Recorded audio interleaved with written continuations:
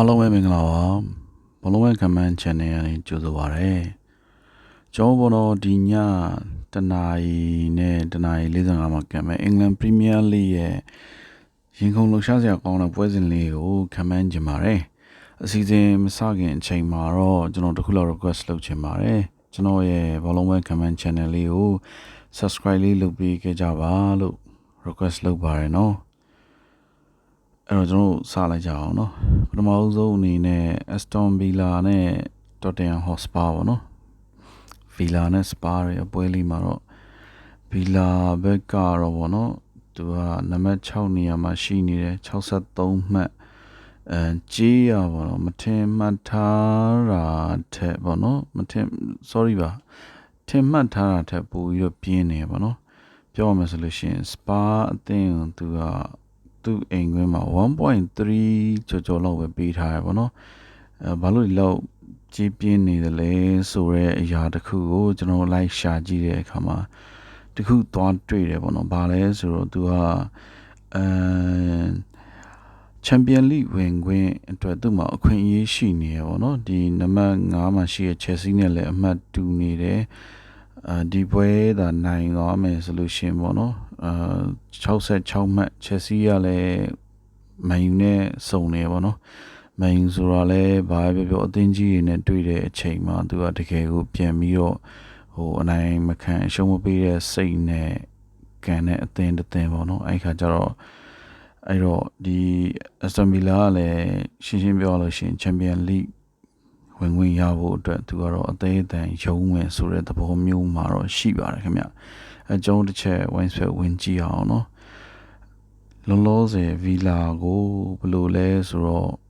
မထင်မှတ်ထားတဲ့ကြေးတစ်ခုပေါ့နော်1.335တရားမှာ33ချန်50အဲ့လောက်ပဲပေးထားတယ်ပေါ့နော်ဘူကီတွေက Villa အနိုင်ဆိုတဲ့သဘောမျိုးထင်ထားတယ်ပေါ့နော်ပြီးရင်တရေဖြစ်တဲ့ Ace က 6.01 ပေါ့နော်တရေတောင်မှသူက6ဆပေးထားတယ်တရားမှာ900နဲ့တစ်ချက်ပေါ့တော်တော်လေးကိုများပါတယ်စပါကိုဘယ်လိုပြောမလဲဘူကီကပေါ့နော်တိတ်ရိုင်းထက်တွက်ထားဖို့တော့မရဘူးပေါ့နော်စပါလုတ်ပြသွားမယ်ဆိုလို့ရှိရင်တော့တမျိုးပေါ့နော်ဒါပေမဲ့စပါကလည်းမန်ယူနဲ့သူတို့ဒီ Conference League လာမသိဘူးပေါ့နော် Final ရှိနေရဆိုတော့စပါကလည်းလူအကုန်ထုတ်သုံးခြင်းမှသုံးမယ်ဆိုတဲ့အနေအထားမျိုးဖြစ်နေပေါ့နော်အဲ့တော့ကျွန်တော်ဒီ Aston Villa ကတော့ပြောရမယ်ဆိုရင်ယူရိုကြီးမှာတော့နိုင်ဖို့အလားအလာအရင်များတယ်လို့ပဲခံမှန်းပါရစေကျွန်တော်နောက်တစ်ပွဲဆက်သွားကြမယ်နော်နောက်တစ်ပွဲကတော့ကျွန်တော်တို့ဒီတနာရီ45မှာကံမဲ့ Chelsea နဲ့ကျွန်တော်တို့ Manchester United ပေါ့နော် Chelsea နဲ့ Man U နဲ့ပွဲမှာမိတ်ဆွေတို့ရဲ့အမြင်ကဘယ်လိုရှိပါသလဲဒီပွဲကတော့ပေါ့နော်ဒီ Chelsea နဲ့ Man U တို့ကကျွန်တော်ရဲ့ personal အမြင်အရပြောရမယ်ဆိုလို့ရှိရင်ပေါ့နော်ရုပ်တရက်ကြည့်လိုက်ရင် Chelsea နိုင်မယ်လို့ထင်ရတယ်Chelsea အသင်းကLiverpool ကိုအိမ်ကွင်းမှာလည်းတော်တော်လေးကိုသွင်းပြခဲ့တယ်ခြေစွမ်းပြပြီးကစားခဲ့တယ်လို့အဲ့လိုမျိုးထင်ရတယ်ဒါပေမဲ့ပေါ့နော်ဘယ်လိုခေါ်မလဲဆိုလို့ရှိရင်ကျွန်တော်ရဲ့ personal အမြင်ကိုပြောတာပါမှန်ပေါ့နော် Man U ကလည်းChelsea လို့အသင်းမျိုးပေါ့နော်အဲ့လိုမျိုး Man City တို့လို့အသင်းမျိုး Arsenal တို့လို့အသင်းမျိုးနဲ့တွေ့မယ်ဆိုလို့ရှိရင်သူကလည်းအနိုင်မခံရှုံးမပေးတဲ့စိတ်ဓာတ်နဲ့ကန်သွားတယ်ဆိုတော့ကျွန်တော်ရဲ့ personal အမြင်အရတော့လေတည်ကြမယ်လို့ပဲထင်ပါတယ်ပေါ့နော်အကယ်၍Man U အနေနဲ့ရှုံးခဲ့မယ်ဆိုလို့ရှိရင်တော့မှဘယ်လိုပြောမလဲလွန်ခဲ့တဲ့တစ်ပတ်တော့လိုမျိုး West Ham ကိုရှုံးတယ်လို့မျိုးအိမ်ကွင်းမှာပေါ့နော်2-0နဲ့ရှုံးတာမျိုးတော့မဖြစ်နိုင်တော့ဘူးပေါ့နော်ဥမာ2-1တို့ဥမာ3-2တို့ပေါ့နော်အပြန်လှန်ဂိုးသွင်းရင်းနဲ့ပဲဥမာပုတ်ကာတီကလေးရှုံးတာမျိုးဖြစ်ချင်းဖြစ်ကောင်းဖြစ်လိမ့်မယ်ဒါပေမဲ့ကျွန်တော်ရဲ့ personal feeling ကိုပြောရမယ်ဆိုလို့ရှိရင် Man U ဒီနေ့မရှုံးတော့ဘူးလို့ထင်ပါတယ်တည်ကြလိမ့်မယ်လို့ထင်ပါတယ်ပေါ့နော်ဒါကတော့လူတစ်ယောက်ရဲ့ကိုယ်ပိုင်ခံစားချက်ကိုပြောတာပါအဲ့တော့မိတ်ဆွေတို့ရဲ့ခံစားချက်ဘယ်လိုရှိလဲဆိုတာလည်း comment box မှာရေးခဲ့လို့ရပါတယ်နော်ကျွန်တော်တို့တစ်ချက်သွားကြည့်အောင်နော်တက်ကြည့်တဲ့အချိန်မှာညီကိုရီမြင်တယ်မလား W1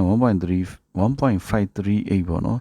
မနက်ပိုင်းကသူပေးထားတဲ့ကြေးရလေ 1.4 လောက်ပဲရှိတယ် Chelsea ကြေးရတဖြည်းဖြည်းနဲ့ပျော့လာတယ်အဲ့ဒါကြောင့်လည်းကျွန်တော်ပြောချင်တာပေါ့နော်ပြီးရင် double chance မှာပေါ့နော်ညီကိုရီကြည့်ပါ 1x ကလေ 1.151တရားမှာ15ချက်30စားထားတယ်ဆိုရလေဘူကီကဘယ်လိုပြောမလဲဆိုလို့ရှိရင်ကျွန်တော်ရဲ့ personal အမြင်ပေါ့နော် Chelsea ဘက်ကိုဘူကီကဒိုင်နီကမောင်းသွင်းနေတယ်လို့ထင်ရတယ်ပေါ့နော်အဲ့လိုထင်ရတယ်ပေါ့နော်အဲ့ခါကျတော့ဒီတရေတကွက်ဖြစ်တဲ့ X ပေါ့နော်4.685သို့မဟုတ်ပေါ့နော် Manchester United အနိုင်သို့မဟုတ်တရေပေါ့နော် 2x 2.26 sorry ပါ 2.625ပေါ့နော်ဒီ double chance 2.625လေးရဖြစ်နိုင်တယ်လို့ကျွန်တော်အနေနဲ့ထင်မိပါတယ်ဟို11တို့22တို့ပေါ့နော်အဲ့လိုပုံစံမျိုးပေါ့နော်မတကားလို့ကတ်ရှုံးရင်တော့မဟုတ်တလုံးလောက်နဲ့ကတ်ရှုံးရင်ရှုံးသွားမယ်ဒါပေမဲ့ကျွန်တော်အမြင်ကတော့ဒီနေ့တရေပွဲလို့တော့ထင်မိပါတယ်ပေါ့နော်ဒါပေမဲ့ဘလုံးမဲဆိုတော့ဘာမှမဆိုဖြစ်နိုင်ပါတယ်အဲ့ခါကျတော့ကျွန်တော်တို့စောင့်ကြည့်ကြအောင်နော်ညီကတို့ဗီဒီယိုလည်းအရင်ရှည်သွားမှာဆိုတဲ့အတွက်ကြောင့်မလို့လေကျေးဇူးအများကြီးတင်ပါတယ်ကျွန်တော်ရဲ့ channel လေးကိုလည်း subscribe လုပ်ပေးကြပါအောင်နော်ကျေးဇူးပါ see you